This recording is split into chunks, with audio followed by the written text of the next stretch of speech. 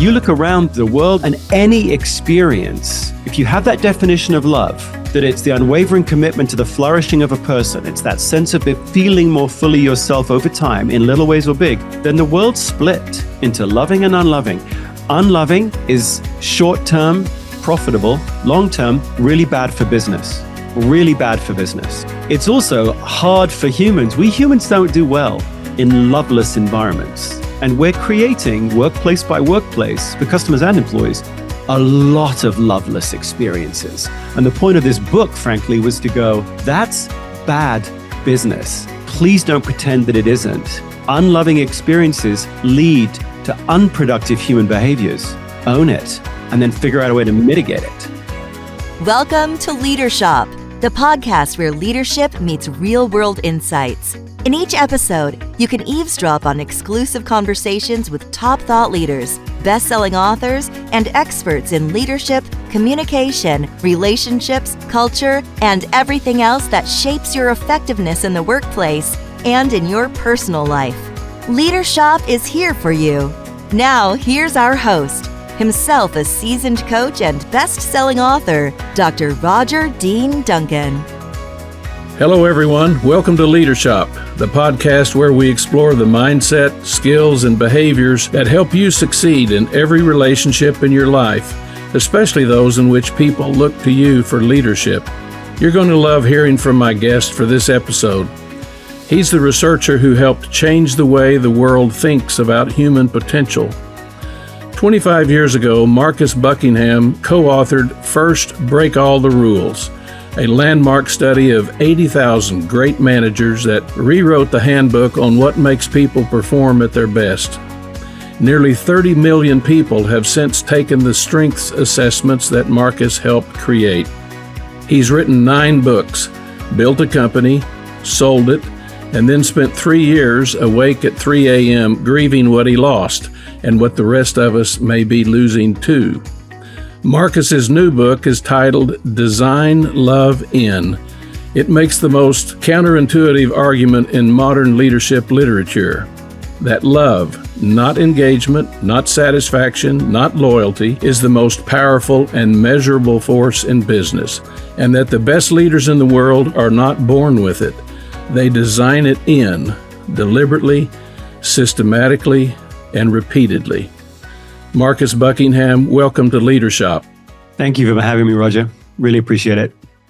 Now let's deal with the obvious skepticism head on. When business leaders hear love in the context of a book published by Harvard Business Review Press, what is the first objection you expect, and how do you answer it? Well, the first objection that I bumped into, and I bump into it sort of across the board, is that love's not a business word. Love is reserved for one of two things. Either it's reserved for your family, or it's flattened into cliche, and it's chocolates and kissing in front of the Eiffel Tower. But in terms of the workplace, love has no place in the work. In fact, many CHROs are trying to get love out of the workplace, frankly. Right.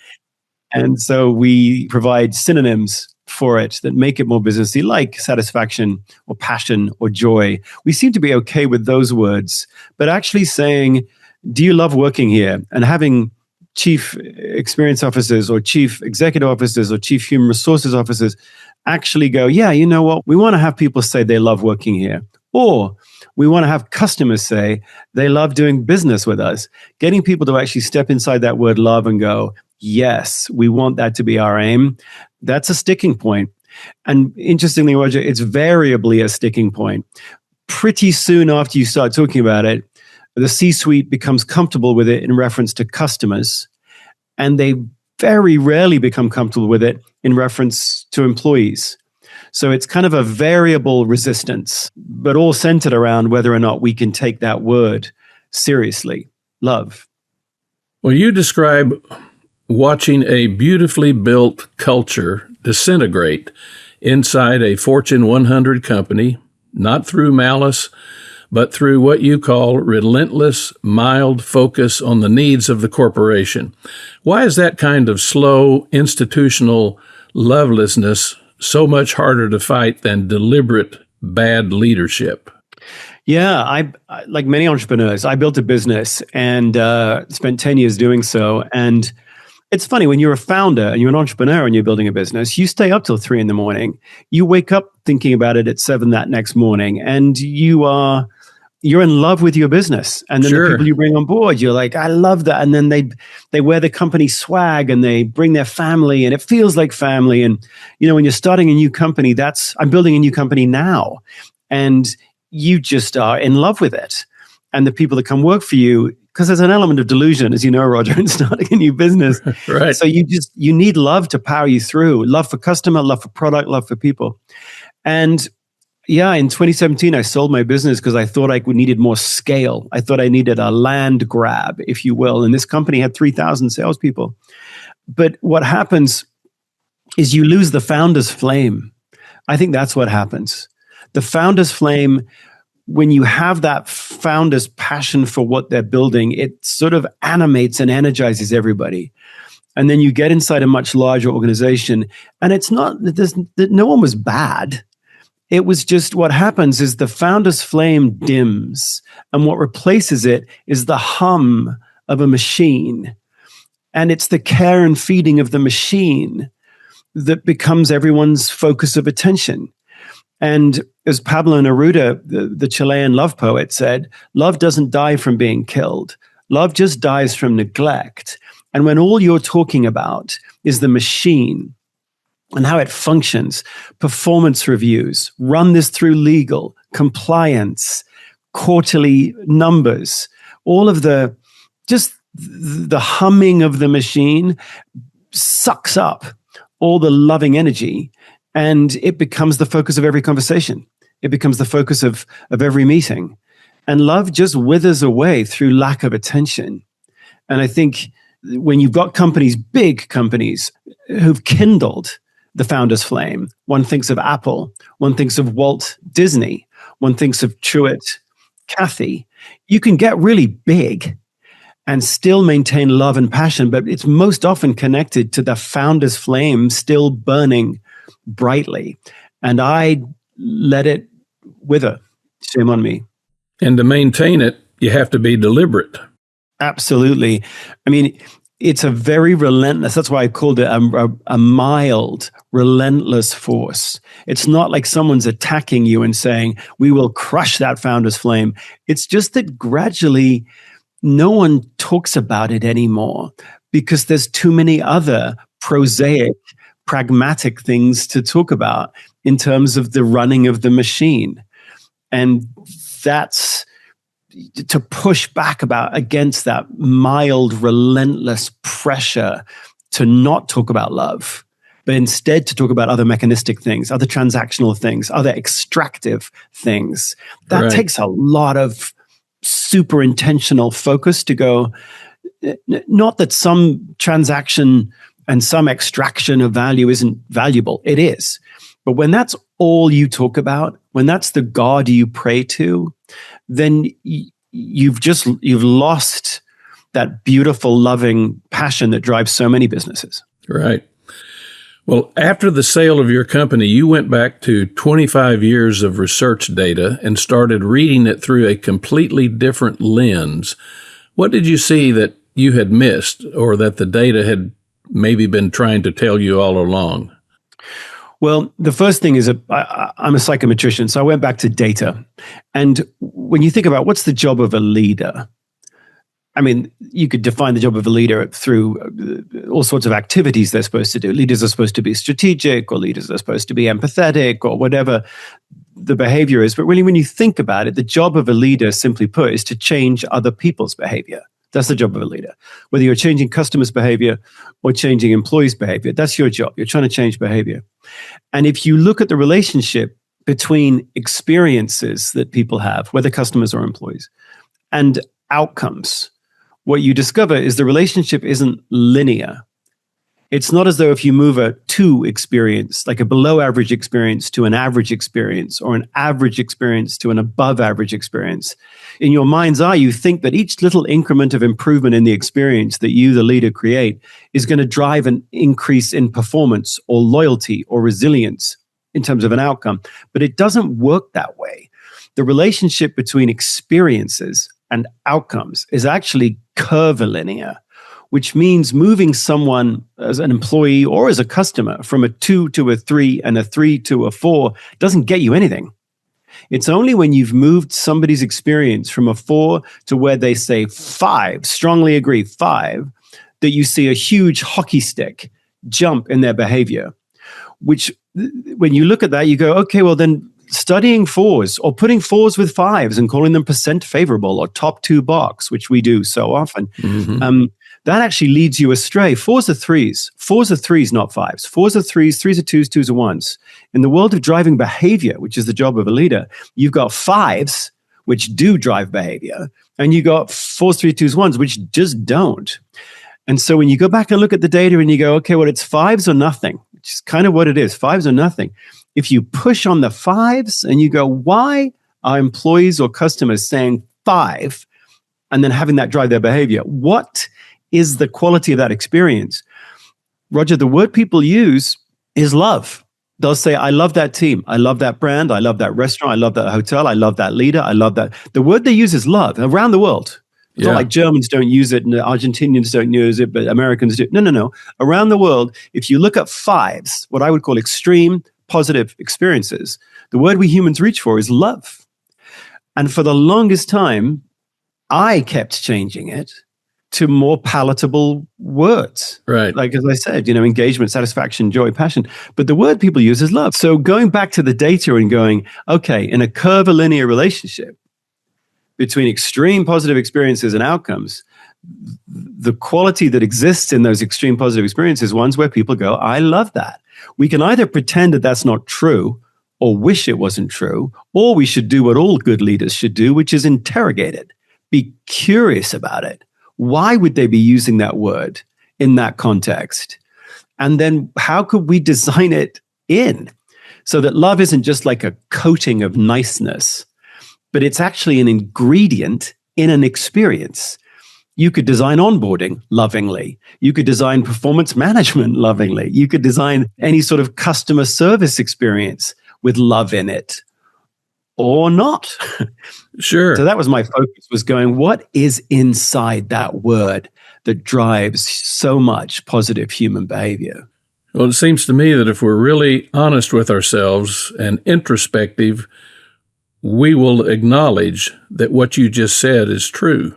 And, some people may be uncomfortable using the word love, but in their heart, that's really what they're talking about. At least that's been my experience in talking with people in their organizations. And they tell me about their culture. They tell me about their workmates. They tell me about their clients and customers. The happiest ones, the most productive ones, would use the word love. So I believe it's true. Yes, they do. I mean, you've heard it. I've heard it. You do focus groups. You do interviews. And if you're asking people at the extreme positive end, so obviously this is a skewed sample, Roger. We're looking at people who are extremely positive, and you just ask them to unpack their experience. Tell me about the experience working on that team. Or as a customer, tell me about the last interaction you had with the company. The word people use is love. That's the word we naturally reach for. Yeah. And the job of a researcher like me is not to change the word and say that they picked the wrong word. The job of a researcher actually, and shame on me that I didn't do it for 20 years, is to be curious about going, gosh, if when you look at extreme positive experiences, those are the only ones that drive extreme positive behaviors, which is true, then love is the most powerful force in business. And what's strange about that is that most companies don't have a strategy for it. Don't have a strategy for operationalizing the most powerful force in business. And going back to your original question, after the first pushback against the word love, the moment you pull out the data, which shows this J curve, and you start going, gosh, do you have a strategy for doing things lovingly? Oh, you don't. Okay, well, it's the most powerful driver of extreme productive human behavior, whether it's customers or employees. You're telling me that you don't have a strategy for how to leverage the most powerful force in business? Okay, that's interesting. Yeah, that's very costly. Well, Marcus, 25 years ago, you wrote a best-selling book, as I said earlier, titled First, Break All the Rules. Since then, what has changed most fundamentally about the workplace, and what does that change demand from today's leaders? So back in 98, I think when I was first writing that book when I was 6 years old. You were a child prodigy, obviously. Exactly.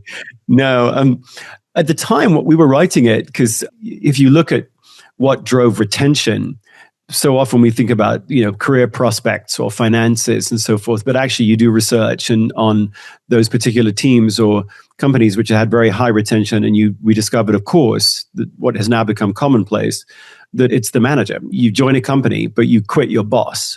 And so the subtitle was What the World's Best Managers Do Differently. And it was kind of a rehabilitation, Roger, for managers, for just how important they are in the quality of your work experience. You join a company, but the ongoing day-to-day reality, the sun, the moon, and the stars of your work life is mediated through the person you report to, and that's the manager. So that, I think, still holds true. It's still true to say that the person that you report directly to has a huge impact on the quality of your experience at work. Whether it's remote or whether it's physically in person, the manager still matters hugely. I think that hasn't changed at all. We still develop most in response to another human being. That human being is a manager, often. What's changed most, I think, is that the pendulum has swung back really hard, it seems like to me, since the pandemic, actually. Right. The last 5 years, it's swung back really hard toward directive transactionalism in the world of work and in the world of customers. So most of the leaders that we see today, that we hear about, we read about, are more of the chest thumpery variety, where if you want to change behavior, it seems like their approach is to be directive, set goals for people, make them challenging goals, be demanding of your people, give tough feedback, learn to have fierce conversations, and you'll get people to change their behavior. Or with customers, set the pricing right, set the loyalty programs right. Let's drive behavior that way. And so we've got ourselves in a world right now which feels very transactional. And for great leaders today, the opportunity therefore presents themselves to do something that's counter-narrative to that.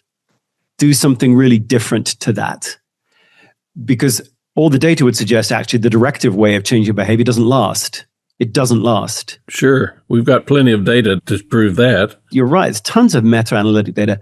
But unfortunately, we're living in a world, you can see it in all the headlines, where a lot of the most high-profile leaders, corporate and political, feel as though the directive method works. And the tougher, the better. And the more demanding, the better. And the more distrusting, the better. You will show up in the office every day, 5 days a week. You will show up in a way that allows us to surveil you. You will. And the opportunity for leaders who want to win is to really embody the idea that that's not the best way to change people's behavior. The best way to change people's behavior is to design experiences that people love. That doesn't mean soft. That does not mean soft. We have the expression tough love because we know that tough and love live happily together, actually, which sort of begs the question, what do you mean by love? So that's a whole nother bag of worms. Right. But the best leaders today can push against this transactional directive chest thumpery and go, no. How do I design experiences on my team so that people would walk around going, I love working on that team? Or how do I do the same with my customers? Because in the end, I think that's the two questions that every leader should be asking every day. Two questions, not 57, two. One is, how do we get more customers to love our company tomorrow than today? And number two is, how do we get more people to love working here tomorrow than today? Sure. Not every decision you make will drive those two, but those two are the lens through which you understand the future value of a business. If you have investors in your company, those are the two questions your investors would want to know very specific answers to. And if you don't have answers to them, well, you better go get them, because that's the future value of your business. Well, the ideal is for people to have a wonderful family life and still look forward to coming back to work on Monday. Well, yes, for so many of us, it's like you don't have to find a job you love, but you do have to find the love in what you do. Right. Like that's doable. Sure. So many, I think, often companies, we have to go in and become smaller. I mean, that's basically what the message is. Shrink when you go through the office doors. We've made these boxes, climb into the boxes, make sure the machine is running, go home and live a full life. But please don't live a full life at work. That seems to be the message we're sending to so many people today. Yeah. And of course, the best companies don't have that at all. You come to work and we want you to be bigger, more innovative, more creative, more resilient, more collaborative. We want that today, particularly with AI barreling down the track. Right. So the opportunity there is to design workplaces where people go, yes, I can be bigger. Sure. Well, now, you argue that love in business is not sentimental, it's structural, strategic, and powerful. How do you make that case to let's say, a chief financial officer or a board of directors that lives and breathes financial metrics? Well, a pig doesn't get any fatter by weighing it every day. So, right. If you're the CFO, you want the pig to be fatter. You don't just want to keep tracking the numbers month to month. That doesn't move anything. I mean, notwithstanding Peter Drucker's thing that what gets measured gets managed. Okay, that's fine. We love measurement. Measurement improves performance. Absolutely. Yeah. But if we want to drive the things we're measuring, if we want the pig to be fatter, we got to go downstream. What are you feeding it? And if you get downstream for productive human behavior that we can measure in terms of productivity or performance or retention for employees, or for sales growth or profit margin or advocacy on the part of customers, you go downstream on that, you have to change their behaviors. Okay, well, how are we going to change their behaviors? Well, we better follow the logic. Experiences drive behaviors, drive outcomes. That's the logic. That's the human logic, dear CFO. So if you want to drive the measured outcomes, which, yeah, God bless you, measure those. Yeah. Let's go downstream and go, are we actually creating experiences which change people's behaviors? Well, there, I would pull out the hockey stick graph and go, well, if you want to change experiences that drive behaviors, the only ones that do are experiences that people said that they love. Oh, you didn't know that? Oh, you thought that experiences where people said, I respect that leader, or I learned from that leader, or I enjoyed that. You thought those were good enough? No, they're not. No, they're not. If you want outcomes, you've got to look at the data that drives the behaviors that drives the outcomes. Let's take all the love out of love for a minute. Let's put it all aside and just look at the pragmatism of what is love? Well, I'll tell you what it is. It's the precursor for productive human behavior. If you want more productive human behavior, which you could measure at the company level, then you've got to figure out how you design love into stuff. Sorry. Or don't even pretend that you as the CFO have any part in making the pig fatter. Put yourself off to the side. You're not really helping us grow. You're just measuring. Okay, in which case, please keep your opinions to yourself. Because we are leaders and we're trying to build a fatter pig. Sorry, I don't know. Yeah. I started with that metaphor. No, I can't get off it. But I think you know what I mean. Sure. Well, now you draw a distinction between loving and unloving, not good versus bad, not even caring versus indifferent.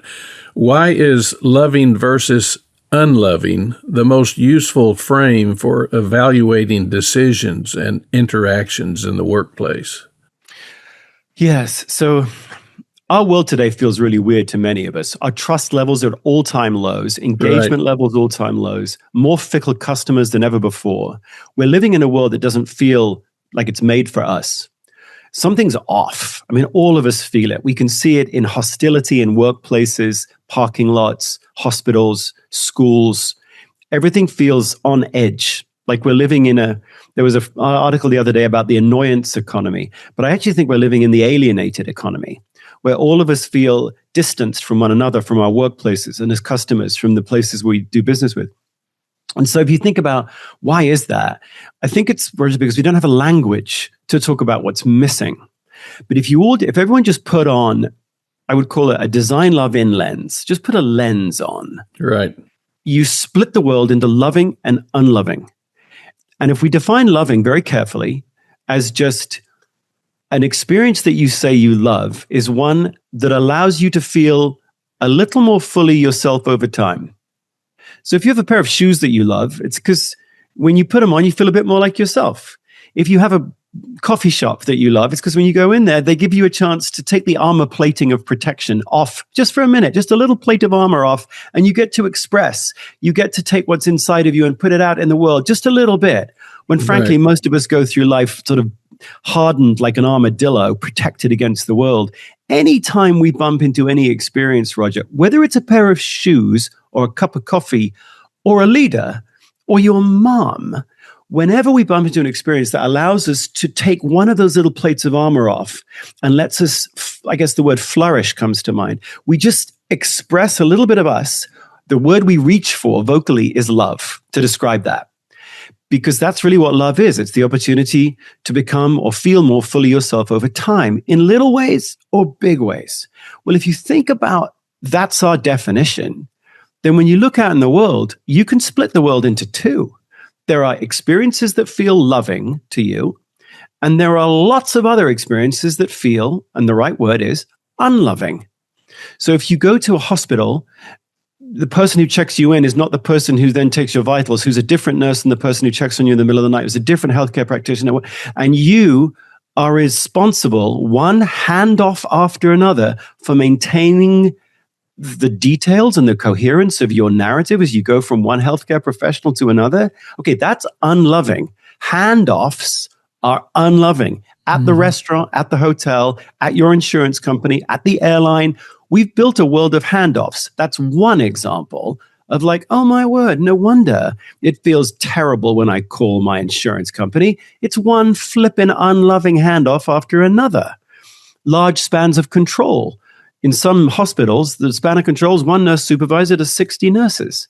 Okay, well, call that what you will. It's unloving. Yeah. Humans keep their armor on when they have 60 nurses all trying to report to, download to, share with one nurse supervisor. I mean, it might work on a balance sheet, but it doesn't work for humans. Why? Because it's unloving. You look around the world, Roger, and any experience, if you have that definition of love, that it's the unwavering commitment to the flourishing of a person, it's that sense of feeling more fully yourself over time in little ways or big, then the world's split into loving and unloving. Unloving is short-term, profitable, long-term, really bad for business. Really bad for business. Right. It's also hard for humans. We humans don't do well in loveless environments. And we're creating, workplace by workplace, for customers and employees, a lot of loveless experiences. And the point of this book, frankly, was to go, that's bad business. Please don't pretend that it isn't. Unloving experiences lead to unproductive human behaviors. Own it, and then figure out a way to mitigate it. The core intellectual architecture of your book is that love, when deconstructed, reveals 5 distinct feelings in sequence. Now, before we go through each one, and I would like to do that, tell me this. How did you arrive at the 5? Was that a discovery from the data, or did it emerge some other way? Well, in a sense, if you think about the outcome you're looking for as a leader, you want people on the team to go, I love that team. I love that company. I love work. Sure. Right? And the customer, you want the same thing. I love that brand. I love that product. I love that. So the outcome is love that. I love that. So the research project was, okay, well, let's reverse engineer that. Is love that just magical? Is it just Shazam? Or does it build? Does love build? And of course, it will always retain some element of mystery and ineffable beauty that is love. Okay, yes, it has its magic. But if you reverse engineer, Roger, you do find that love doesn't just happen. It is built over time, one experience after another. And these do seem to be, they're not hierarchical in the Maslowian sense, but they are sequential. You can't, sorry to sound like Phil Collins, but you can't hurry love. It builds. And so the question then became, let's take all of the meta-analytic data we can find in the realms of psychology, in the realms of behavioral economics, in other people's research and my own research, going back all the way to the first Gallup days, and let's look at that sequence. What is the sequence of feelings that gets someone to continually lean in to the experience? You can't hurry it, but you can progress it deliberately. And then it became, oh, yeah, it's clear there are 5 very distinct, I'll call them stages of love. And if you don't understand that sequence, then you as a leader are going to come in the wrong place. It'd be like helicoptering to Everest at 23,000 feet and rushing to the summit. But of course, that's a super unhealthy thing to do because you haven't acclimated by going to base camp to camp 1, base camp to camp 2. Right. So love, in a sense, works the same way. You got to see it as a sequence of feelings, and then you can use that as your blueprint for designing love in. Your change initiative has the budget. The strategy looks solid, and everyone's nodding along in the meetings. But for some reason, it's going nowhere. Dr. Roger Dean Duncan knows why. After 40 years in the trenches with top business leaders, he knows that change fails when organizations lack the right foundations: trust, accountability, and real communication. Dr. Duncan's free 10-minute assessment shows you exactly where your organization stands. Answer a few straightforward questions that reveal your true change readiness level. Don't waste months discovering the hard way. Get your free assessment today at leadershop.net/change. Again, that's leadershop.net/change. Well, let's take these 5 in sequence here. The number 1 is control. Why does love have to start with control rather than, say, warmth or something else? So the first feeling is control, and it's not control over other people. Right. It's control over your own actions and choices and decisions. And again, the visual image here is, imagine someone on the far left just starting an experience. Maybe they're just joining a team. Maybe they're coming into a coffee shop for the first time. Maybe they're just trying to open an account at a bank. They're just beginning an experience. As you move into that experience, the default setting for humans is an armadillo. The default setting is, I don't know what this world is. I don't quite know how it works. I need to be prepared. This is novel, and I don't know quite what it is. Well, you're armored against it. If you immediately try to get people to open up and cuddle up to their neighbor or their cohort that's going through the same training program or other customers, it's like, I'm not ready to do that, man. I am armored against this experience just like I tend to be armored against the world. So the first thing you got to do is take one armor plate off. And the way to do that is to help the person answer the question, what is this world you're asking me to enter into, and how do I work it? That could be mission, telling someone really clearly, like, Chick-fil-A saying, we're closed on Sunday. Well, that actually gives me control. Counterintuitively, that says to me, I know the world they're asking me to enter into. When Southwest Airlines had unassigned seating, they were like, we have unassigned, now they've changed that, but we have unassigned seating. And that was a very clear definition of the world you're asking me to move into. And weirdly, the more vivid the rules, actually, the more loving it is to someone. Why? Because it enables them to take one piece of armor off, because now they have self-efficacy, agency in the world that you're asking them to move into, whether it's a bank or whether it's a restaurant, whether it's a new company they're joining. That's what control is. Well, people like clarity too. Well, that's exactly what it is. Because clarity gives you a chance to know, what are the rules of the game, man? Right. Tell me the rules of the game. What can I expect here? Absolutely. Well, feeling number 2 is harmony, the sense that the world we have entered understands our current emotional state and is in sync with it. Now, I loved your research on nurses giving injections. I thought that was fascinating. The best nurses, you say, gave less painful injections, not because of their technique, but because of something else entirely. What was it? Yeah, it's funny when you rate pain, you obviously can ask many patients to rate their pain upon receiving an injection, which means you get a variation. You get a range of pain ratings. On a scale of 1 to 10, how much did that hurt? Yeah. Right. Well, we've all had that, right? On a scale of 1 to 10, how would you rate your pain? And of course, no one's right, but the patient is probably the best judge of their own pain ratings. Right. But it turns out that some nurses give statistically significantly lower painful ratings, or get statistically significantly lower pain ratings from their patients. So we did a primary qualitative research project to find out how did they do that. And as you said, it ended up being, it wasn't anything to do with the technique, with the needle or the jokes or the what. They all said the same thing before they plunged the needle in. They all said some variation of, hey, look, this is going to hurt a little bit. I'll try to make it hurt as little as I can. And some of them said it very jokingly, and some of them said it very sort of sternly, and some of them took a paragraph to say it, and some of them said it in one line. But they all said, this is going to hurt a little bit. I'll try and make it hurt as I can. Right. And what they're doing there is they're sharing the pain. They're meeting the patient right where the patient is at emotionally and saying, I know what you're feeling. You're feeling like this is going to be painful, and I care. So harmony basically answers the question, do you know what I'm feeling and do you care? And those nurses were going, I know what you're feeling and I care. And weirdly, that made the patient feel like the nurse was sharing the pain. And so the pain went down. Harmony in any experience, when we can bump into, in this case, nurses going, yeah, don't worry, I know what you're feeling. I know what you're feeling. When we bump into any experience, whether it's buying a car, opening a bank account, joining a new team, where genuinely the person goes, I know what you're feeling and I care, we take another plate of armor off, Roger. We lean in a little bit because the opposite of harmony is jarring. That's the opposite. And when it's like that feeling when you walk into a restaurant, you're like, something's off about this place. Mm-hmm. And it's like, you almost sort of know that everybody hates one another on the staff. You know, you can't put your finger on it. But we humans pick up on all these little sensory touch points. And when something is jarring, we lean out. And so many companies and leaders miss on the fact that most experiences are emotional experiences, first and foremost.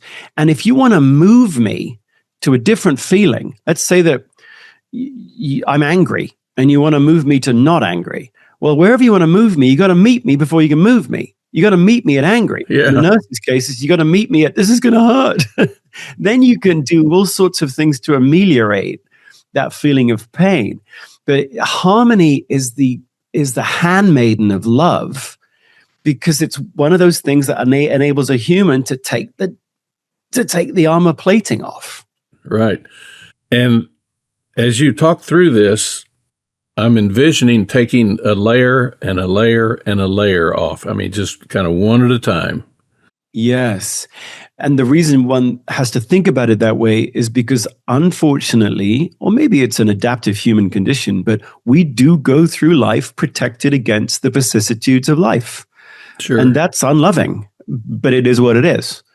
So if a company or a leader wants to get someone to go, I love that, you got to think about it as this unwrapping of all of those armor plates.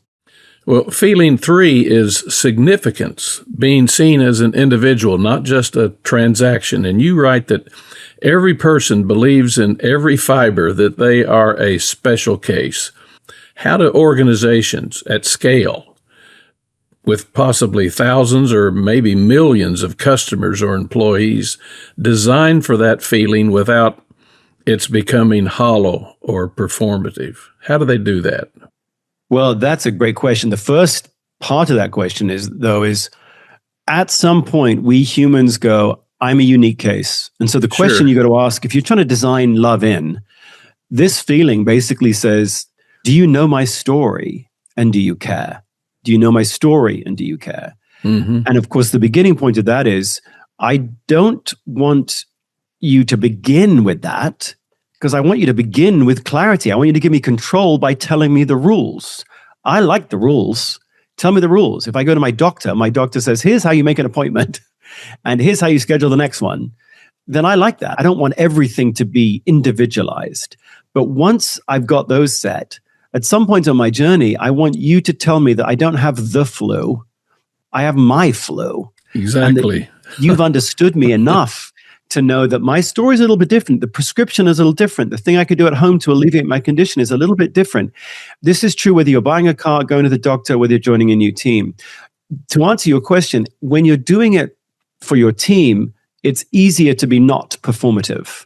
Because the beautiful thing about teams, if they're real teams, not 1 to 60, but 1 to 7, 8. Right. The beautiful thing about the best managers is that they do individualize. And that's really what First Break All the Rules was about, I guess, 30 years ago.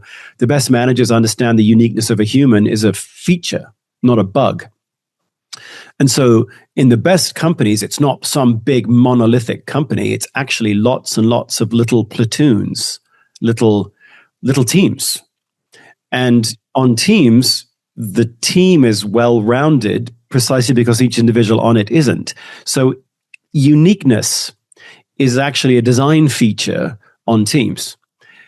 And the best leaders do that really well. They figure out how each person's wired in a wee bit, and they'll immediately and instinctively say, if you ask them what's the best way to motivate someone, their instinctive answer is, well, it depends on the person. Right. It depends on the person. For customers, it's a wee bit trickier, for sure. How do you do that at massive scale?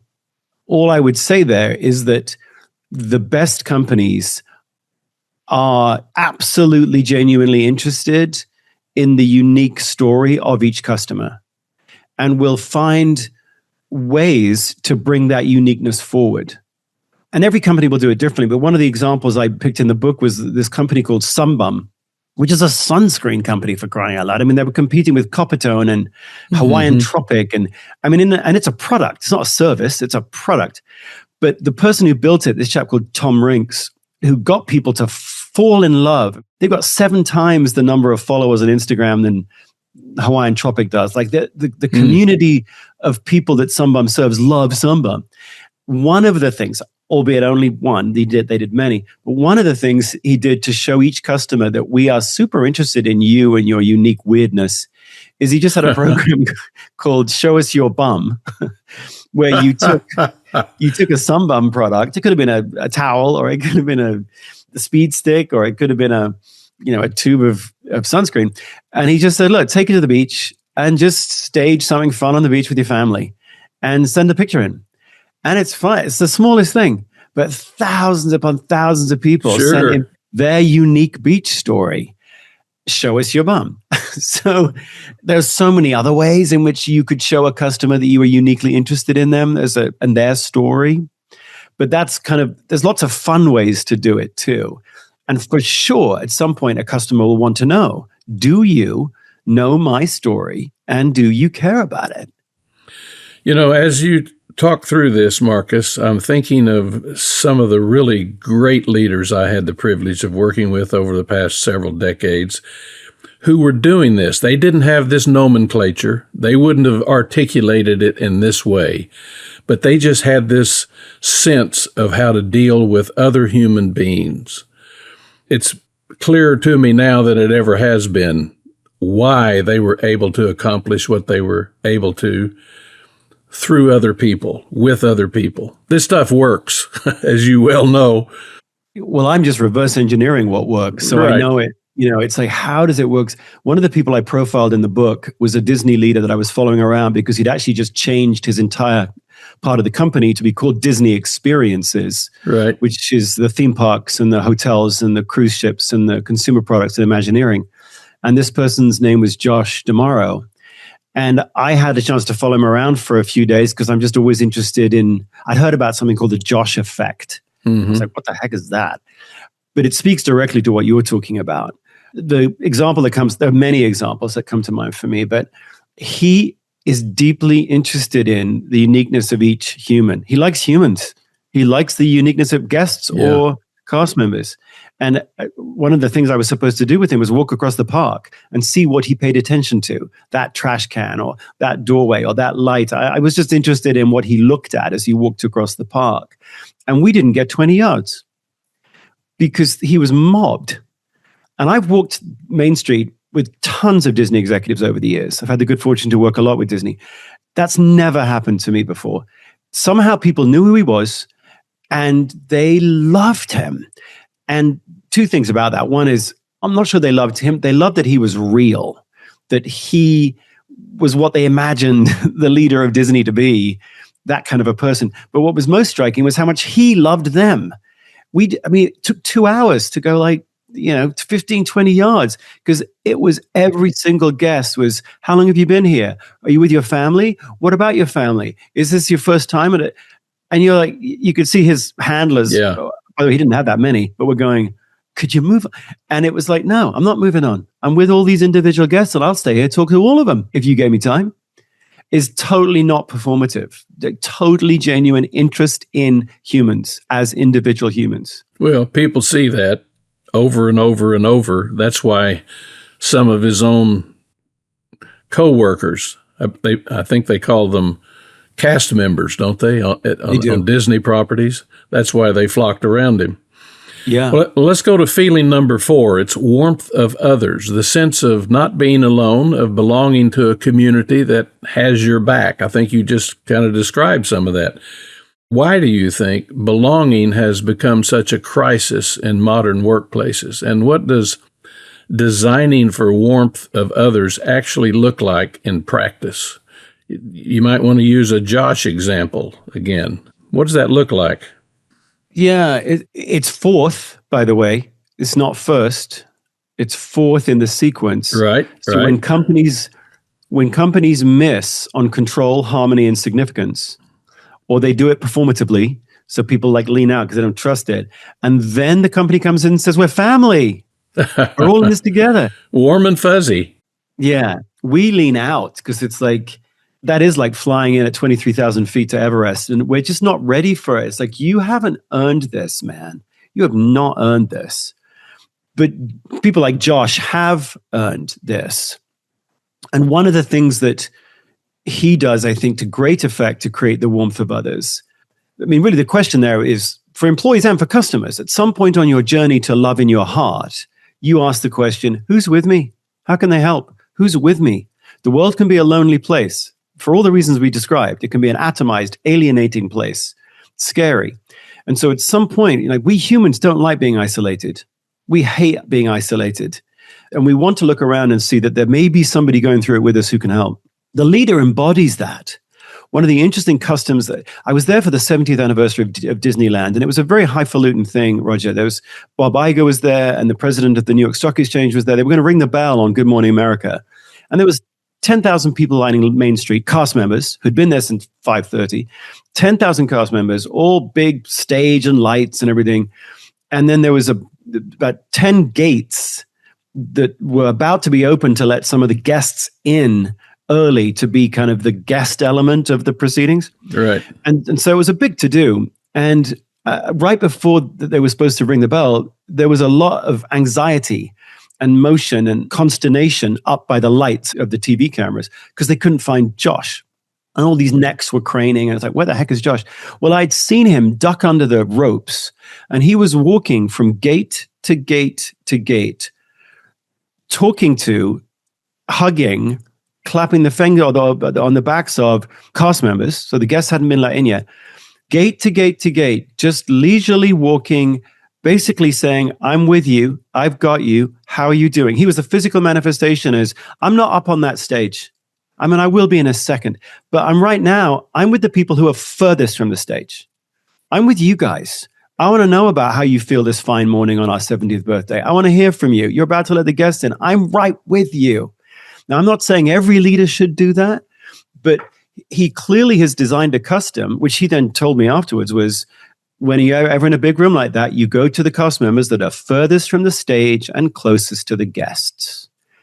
That's his mantra, furthest from the stage, closest to the guests. And that creates for them, you can imagine the warmth of others that he embodies doing that. Now they are far from the stage. They can barely see him, but he's walked fully 50 yards over toward them and has taken his time to show them that he's with them, he's hearing them, they have a voice. That's one example. Now, I've told this story before on an episode a year or so ago, but years ago, I was head of global communication at Campbell Soup Company, and I went to a Pepperidge Farm plant one day that was one of our subsidiaries with Campbell's CEO, a man named Gordon McGovern. And here we were in the cookie factory, and a bunch of ladies with hairnets on and all the stuff you wear in a cookie factory on the cookie line doing their work. And he would talk to one of them and say, Janie, how's Bobby? Is he still playing second base this year? And he'd say that kind of thing to everybody there. And I later said, Gordon, show me your 3x5 cards. He said, what do you mean? I said, well, surely you've got a database on all these people. He said, why do I need that? They're my friends. And his leadership was a huge factor in the success of the company during the time that he was there. He connected with people. And those were his Josh moments, and they make a difference. And they were genuine. People knew it was genuine. Well, and you can't fake it really, can you? But The warmth of others, it's not just others. What he is warm. It's warmth. What Josh is warmth. And we humans, we want to get close to the fire. And so you got to step out from under the ropes and you got to go meet the people and show them that you're bringing your warmth to them. But the same is true with customers, Roger. I mean, I own a Jeep. I wrote about this in the book. It's like, we are lonely, right? I'm driving a Jeep around. I didn't realize this, but when you have a Jeep Wrangler, first of all, everyone who's also got a Jeep Wrangler waves at you in this sort of spontaneous desire to, and then suddenly people start leaving rubber ducks on your hood because some Canadian person who, I can't remember her name, but she started doing it and leave little notes on you go and it's a brighter day around the corner. But the sign of that kind of, we're all in this togetherness was a rubber duck. And what's amazing to me is that that just sustains. No one's told me how to play the rubber duck game. Jeep ducking, I think it's called. But most companies, I think, don't realize how desperately we seek out people to go through an experience with. You go to Jeep's website, there's nothing on Jeep ducking. Now, you could argue, well, they're trying to keep it organic. I don't think so. There's all sorts of ways to keep it genuine, but nurture it and be playful with it and bring it to life for us. There's so many ways in which you could make the Jeep community feel connected in like lovely, human, warm ways. Now, I'm not saying they should have come up with ducking. Absolutely, us humans do that. But for companies to go, gosh, isolation, bad for business. For sure.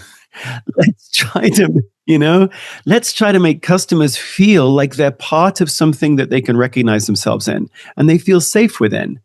And I don't mean a Facebook group or an Instagram group or a TikTok group. That's just others. They're lurking. I mean like real connection, the Josh effect, if you will, for customers. There's so many opportunities missed to get people to lean into the warmth of others. Let's go to feeling number 5. It's growth. The sense that being in relationship with you or this organization makes me more capable tomorrow than I am today. What does it take for a company to adopt that posture toward its own people? Can you give us an example? What does growth look like? Well, I mean, the idea that love is a forward-facing emotion. So you're always trying to get people to think about, how can I be more capable tomorrow? How can I be more capable tomorrow? And so the link between love and learning and loyalty is really strong. Can you teach people anything that helps them be more prepared for tomorrow? And that's true for customers. Any little thing you can teach them that will help them be more effective or more capable tomorrow, we lean into that. Show me how to pick out a shirt. Show me that this is the way that I hold my wrists in order to be able to know if it's too long or too short. Show me how to be able to manage my finances a little better when you give me the paycheck. The paycheck is a communication device. Tell me how to use the money. For employees, like I'm interested, Kroger sends all of their cheesemongers to Murray's Cheese in New York to get certified as a certified Murray's Cheese cheesemonger. You come back, you wear a red bib, you've got a certification, a credential. We humans love that. Anything that you can do that helps us feel slightly more credentialed, we will lean into it. Love and learning are linked. And you can't start there. Like, don't start there because you haven't deserved it. But if you can pull it all the way through, that learning is a precursor to that final feeling of, I love that. Well, what you just said leads me to this next question. You say that the 5 feelings must be delivered in sequence. You cannot get to growth without first establishing control, then harmony, then significance, then warmth. What happens when a leader skips a step or inverts the order? Well, this is a psychological unpeeling of these armor platings, right? So you can't try to get to warmth because you can't get there. There's too many plates of armor between it. So if you're trying to go too fast, it's like moving too fast in a relationship. People lean way the heck out because you haven't built it. You haven't moved forward sequentially in a way that emotionally makes sense to us as humans.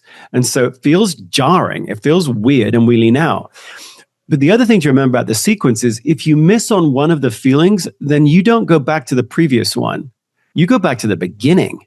You go back to the start. So if you lose on significance, let's say, you're not at harmony, you're back at the beginning where we've just become like, It's why when you're having a customer service experience and you try to tell them your story and it's clear they don't care about your story, well, you could have been really good on control and really good on harmony, but then because there's no actual understanding of the uniqueness of my experience, I am right back to the beginning and I've armored myself against you. Humans go through life armored. And so the moment we get hit with the inverse of the feeling, we go back to the beginning.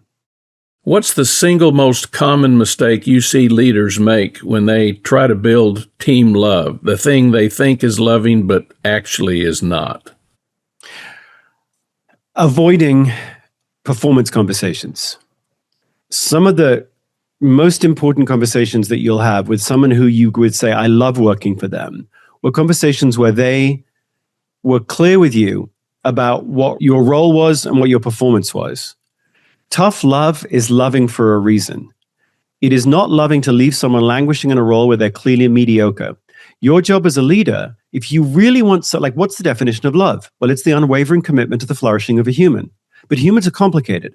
So sometimes you put somebody in a position that's the wrong job for them. And the person who needs to call that out first is you. It is not loving to step back and away from that and not have the conversation where you go, listen, Roger, I love you. You're fired. I still love you, but I'm moving you out of the job. I put you in the job. Totally get it. I put you in. I thought it would work out. It didn't work out. And I'm not going to let you languish in it because it's not going to help you flourish. It's not going to help you thrive. Sometimes in that moment, the person, the employee doesn't have the pride or the perspective or the language to talk about the fact that they're in the wrong spot. But it is not loving to leave them languishing in a role where they will never flourish. That's unloving. You could also say it's cowardly. But it's certainly unloving. It makes a world of sense. Marcus Buckingham, thank you so much for joining us on Leadership. This has certainly been an enlightening conversation. Design love in is what happens when a world-class researcher breaks his own heart, goes back to the data, and emerges with something that is both more rigorous and more human than anything he's written before. It's a book about business strategy. It's also a book about what we owe each other. We hope you'll share this episode with a leader in your life who is tired of optimizing for the wrong things. And remember what Marcus told us. Love in your organization doesn't happen by accident. Be sure to leave a review of our podcast. Every single sentence fuels the algorithms that promote the great content that the Leadership podcast provides. And for free resources to help you in your leadership journey, go to leadership.net. That's leadership.net. Thanks again for joining us. Until next time, stay safe, be happy, and spread good cheer wherever you go. For Leadership, I'm Roger Dean Duncan.